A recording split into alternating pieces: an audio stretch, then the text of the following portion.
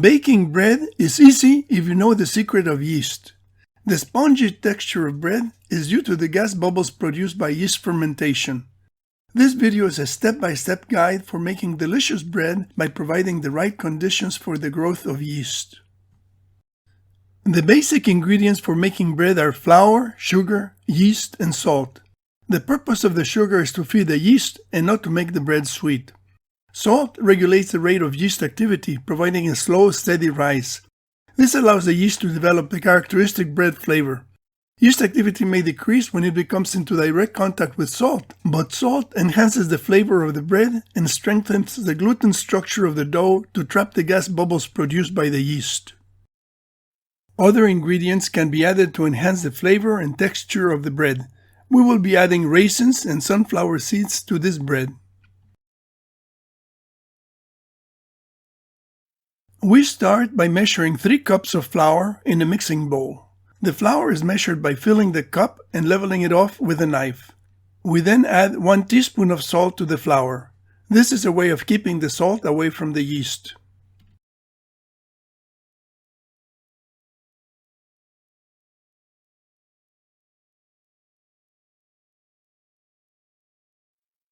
Pour 1 1/8 cups of warm water in a measuring cup. The best temperature for activating the yeast is 110 degrees Fahrenheit or 43 degrees Celsius. If the water is too hot, it will kill the yeast, and if it is too cold, the yeast will not grow. Add 1 tablespoon of sugar and 1 tablespoon of yeast to the water. Mix well and let stand.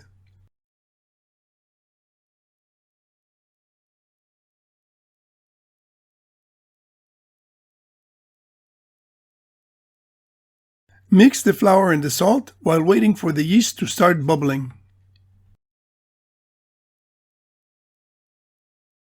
Measure 1/2 cup of raisins and 1/2 cup of sunflower seeds into a small bowl.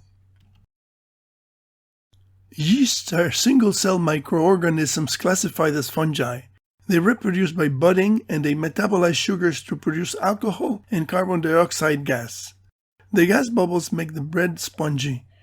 Dissolve the yeast and sugar in warm water at 110 degrees Fahrenheit, that's 43 degrees Celsius, and let stand for 15 minutes until it foams. This will assure that the yeast is ready to expand the dough.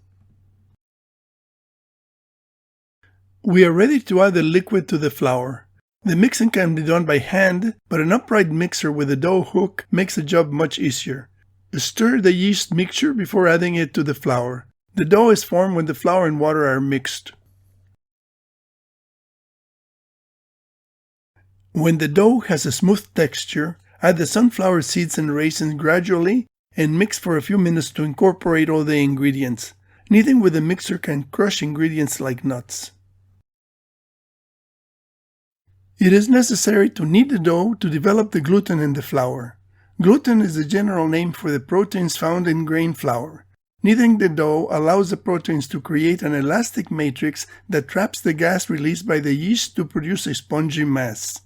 The dough has to be kneaded for about 10 minutes until it is smooth and does not break when folded. Without proper kneading, the dough will not rise well during fermentation.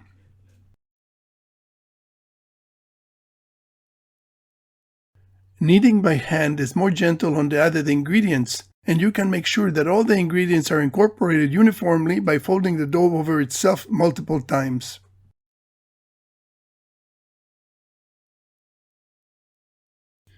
While the kneaded dough rests, prepare the baking loaf pan by lining it with a parchment sheet. Center the sheet under the pan and fold the sheet to the dimensions of the bottom.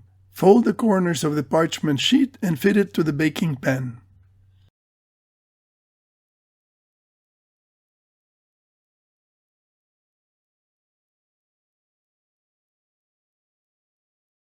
Place the dough into the baking pan and mold it so that it fits uniformly in the pan.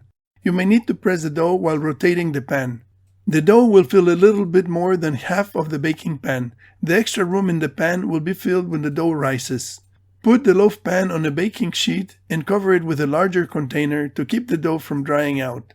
Use a glass or transparent plastic container to see how the dough is rising without having to lift the container. Proof the dough in an oven that has been preheated to 100 degrees Fahrenheit and has been turned off.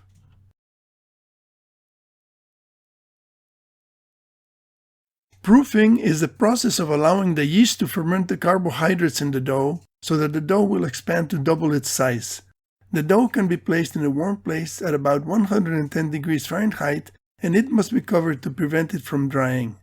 Proofing may take from 1.5 hours to several hours depending on the activity of the yeast and the temperature. Some recipes call for letting the dough rise for 30 minutes, followed by additional kneading and final rise. We are now ready to bake the bread. The dough has doubled in size. Keep the dough warm and covered while the oven is preheated to 375 degrees Fahrenheit. Place the baking pan in the oven and set a timer for 30 minutes. Prepare a rack where you're going to cool the loaf of bread. Put on some oven mittens to get the baking pan out of the oven. Turn over the loaf pan on the cooling rack to release the bread.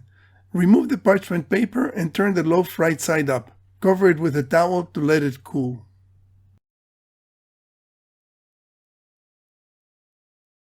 You are now ready to enjoy the bread. Here we see a slice of bread that has been topped with homemade strawberry preserves. Yum! Remember the 3 secrets of yeast. 1. Dissolve the yeast and sugar in warm water and let it stand for 15 minutes. 2. Knead the dough to develop the gluten. And 3. Proof the dough in a warm place until it doubles in size. Happy baking!